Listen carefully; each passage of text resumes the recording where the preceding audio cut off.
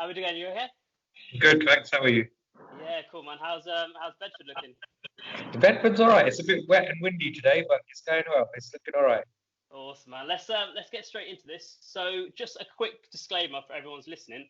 I've known you for how many years?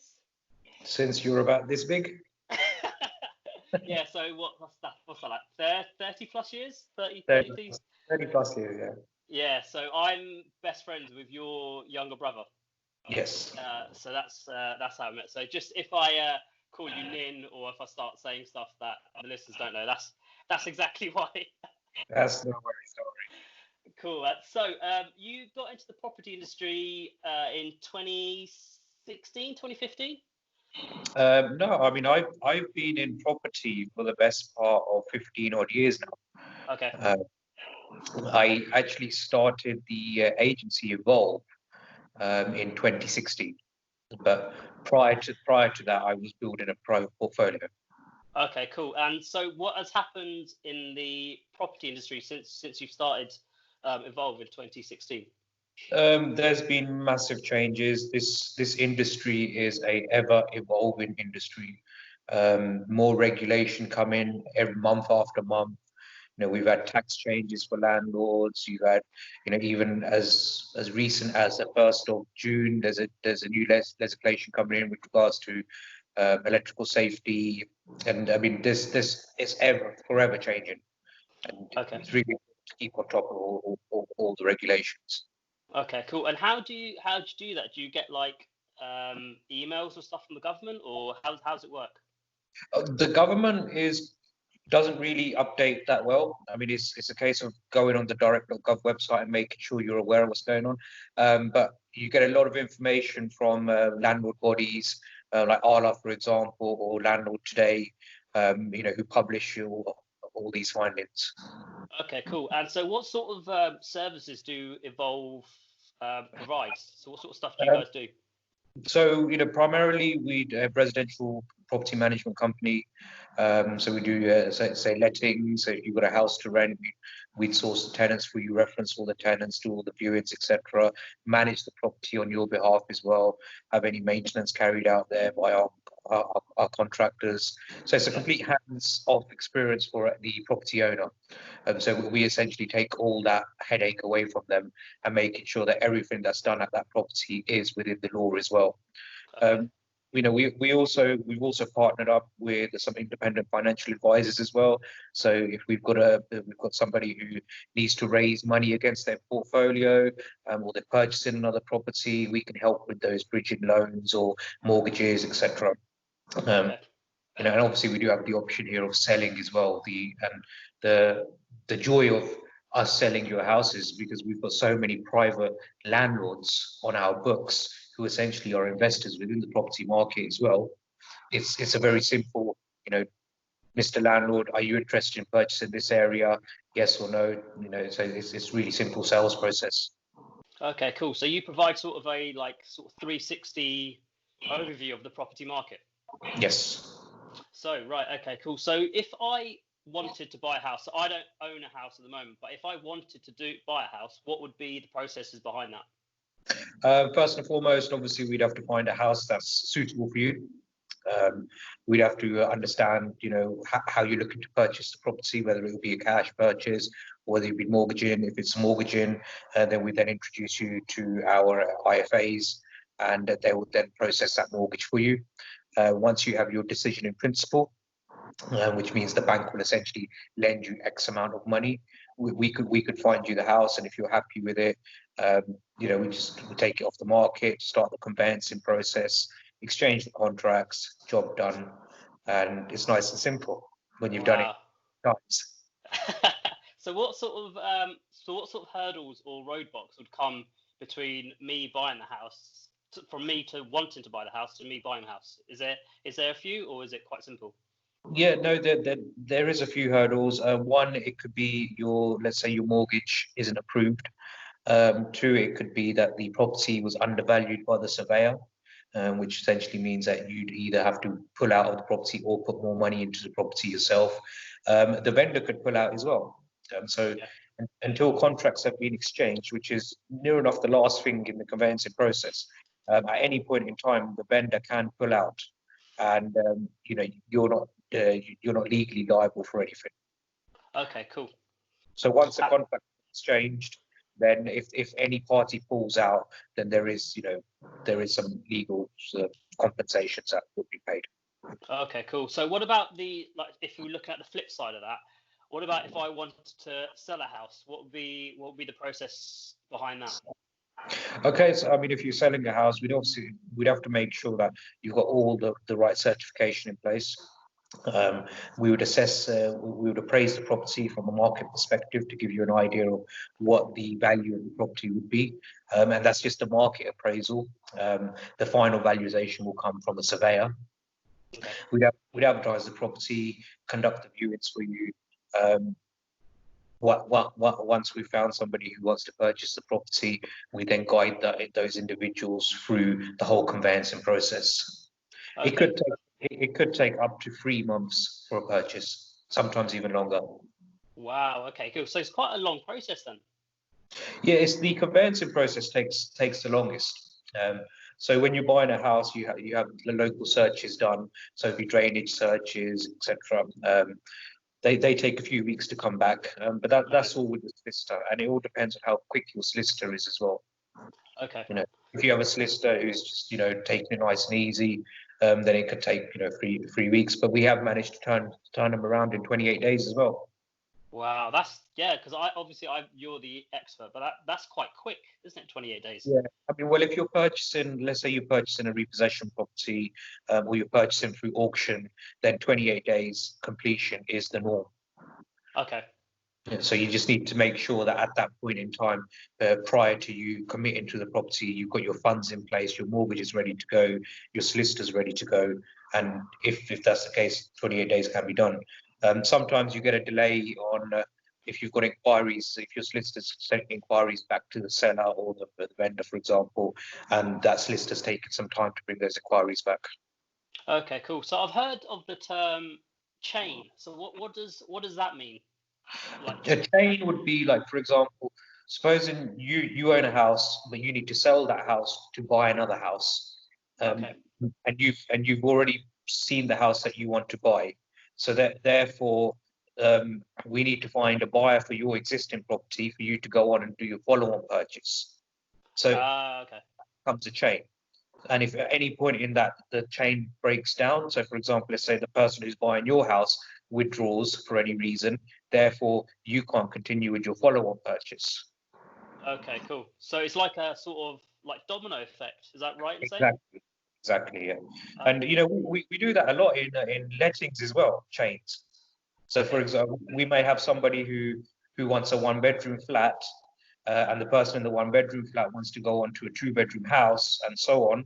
And then we end up sometimes having a big chain of people moving, all within the same properties within our organization, but it becomes a chain that they're all moving. And obviously, if one person decides that they're not going to go on into the next property, then that chain breaks down. So it's not just houses, you have chains. Okay, cool. And is that like frustrating for everyone involved? Like when a chain does break? Of course. I mean, there's a lot of disappointment that happens. If you've got your heart set on purchasing that other property and you can't do it, but buy that because the chain's broken down. So there's a lot of disappointment in that as well. Us as the agents, we find it very frustrating as well because a lot of work goes into that, and then a lot of work goes into a lot of time goes into it, and if nothing's achieved by the end of it, then naturally it's frustrating for all parties. Yeah, definitely, yeah. I just wanted to sort of touch on your work ethic and your sort of your values. Do you think anyone can be successful, or do you think you need to have certain qualities to be successful? I mean, naturally you have to have qualities, but these qualities aren't things that you'd say, well, unfortunately, I wasn't born with those qualities. You can train your brain to have certain qualities and become successful. If you have the drive and the desire to do something, it can be achieved. There's nothing impossible in life. Yeah. Okay. So you said hard work is sort of the forefront of of what you consider to be successful? Of course, if you're not willing to put the hard work in yourself and commit that time, then no one's going to do it for you. Yeah. Okay. So Uh, if you want to be successful in life, you have to be willing to make sacrifices, to go without sleep sometimes, to work yeah. long hours. Yeah. No. I've sort of, because I'm sort of at the start of that journey, and I'm finding that you have to, like, if you want to go out for a night out and you've got work to do, that's a sacrifice you've got to make. You have to do that. You Yeah. know. And so we're in lockdown at the moment. What's changed since lockdown started for you personally, and also for Evolve? Um, so with regards to Evolve, obviously we were closed for a good part of 7 weeks during lockdown. Yeah. And we opened up again about 2 weeks ago. But we were still working remotely, but we weren't conducting viewings, etc. It was all kind of remote viewings, video viewings, but the market was slow. Um, Things are picking up again now, but I predict it will take 9 to 12 months for things to go back to how they were here for Okay. January, February. But from a business point of view, you have to adapt, and if you don't adapt, you become obsolete. Yeah. So, not just Evolve. I'm sure many lettings agents out there had to do the same as us. You have to adapt your business. But there's been major changes at the moment. And again, the speed of which the government was bringing out, these changes in the industry as well. So, for example, evictions were put on hold. Um, the mortgage breaks, etc. The way that the information was relayed out to the general public wasn't great. It was, there was a lot of mixed messages out there, so we spent a lot of time educating people. Yeah. So, Okay. Cool. considering changes with COVID-19, and to be honest with you, I see further changes coming. I think with COVID-19, the world that we know won't remain the same as what it was. There will be, an element of social distancing put in place, and I see a lot more people, who are more aware of, hygiene with their hands and hand sanitizers and stuff. Yeah. Okay. Cool. So how long? So you said sort of January, February next year. Do you think the slump will start to come back up again? I'm predicting that. Yes. Okay. Okay. Cool. So where would you see the housing and the estate agent industry in sort of like 2 years' time, 2.5 years? I mean, the industry is growing. Okay. There's no doubt about it. I mean, but the industry is also affected by things that are beyond our control. So, for example, Brexit. Okay. That's that's beyond our control within the industry. That was a demographic decision. That was a decision that the general public made, and the government has to fulfil that. It was, but it naturally affects every industry. So with most industries, property works on supply and demand. If there isn't enough demand there, then obviously the prices come down. Not just the purchase prices, but also rental prices as well. Yeah. So this will be an interesting year to see. With nobody predicted COVID-19, we were all preparing for the Brexit aftermath, and now we've got to take in Brexit and COVID-19.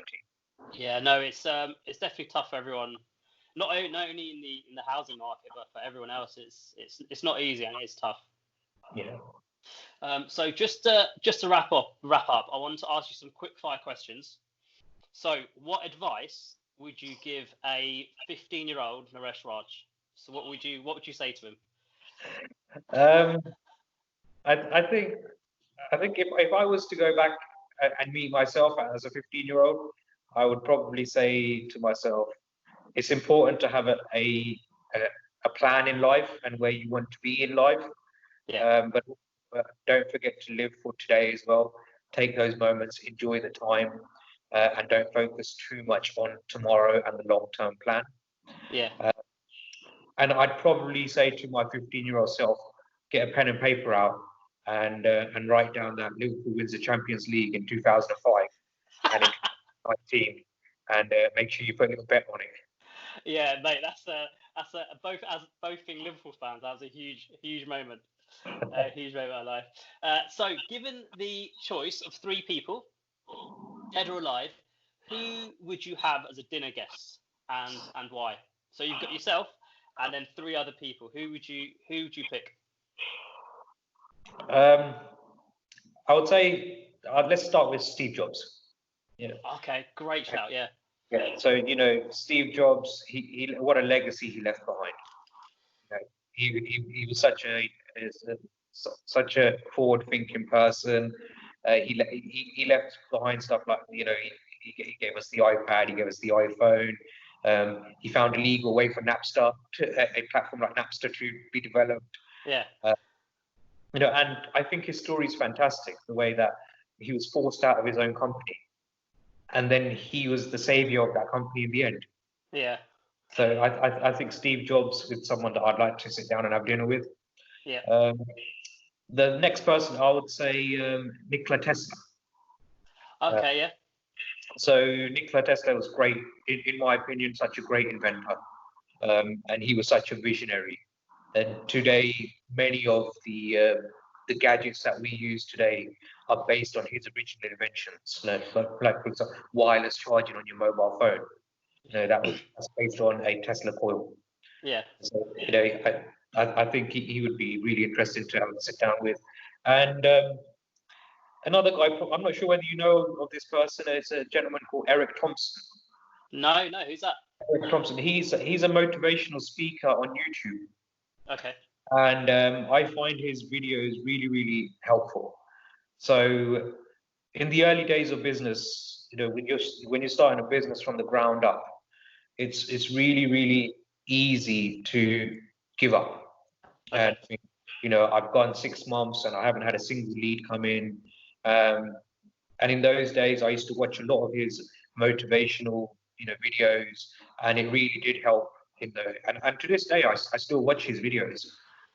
Sometimes when I'm struggling for motivation, and I think, I can't be bothered today. I didn't stop working till 2 o'clock in the morning last night, and I don't want to go in for 10:30 or something, and you're Yeah. struggling. Then you watch some of his videos and you think, well, no, it's very helpful. Yeah. So I suppose that there would be the three uh, that I would choose to have dinner with if I had a choice. Yeah. No, because like going back to what is it? Eric Thompson? Did you say? Yeah. So yeah. So going back to him, I'm reading a book at the moment where it said you have to almost accept that you're going to fail, and that Okay. you are gonna mess up. But when you do fail, when you do mess up, you just got to keep on going, and you've just got to push through. And I think that relates good to what Eric Thompson was saying. The thing is, Val, it's in life and in business, if we were to put life and business on a graph, we'd all love to see the curve and the graph going up like that. Yeah, But it definitely. Yeah, never works like that. It goes up, down, up, down, up, down, up, down. yeah, And that's life and that's business. Yeah, but if you give up when you're down, that's not how you progress. yeah, definitely. Yeah. So you've got Steve Jobs, you've got Nikola Tesla, and Eric Thompson. That's That's a it. that's a good dinner party. So last question I want to ask you is where do you see yourself in 10 years time? So what do you think Naresh Raj will be doing in 2030? I would love to say that I will probably be slowing down. Okay. However, knowing the person I am, I'll probably slow down for 2 weeks and say I'm bored and, and go 100 miles an hour again. Uh, in the ideal world, I'd love to be sitting in my villa overlooking the sea, enjoying some sun somewhere, Yeah. uh, and taking a break. But only time will tell. Yeah, definitely. Yeah. So I think that's a perfect way to end. Thank you so much. No problem. Well, thank you, Val, for inviting me onto your show. No, no, don't be silly, man. It's been a pleasure.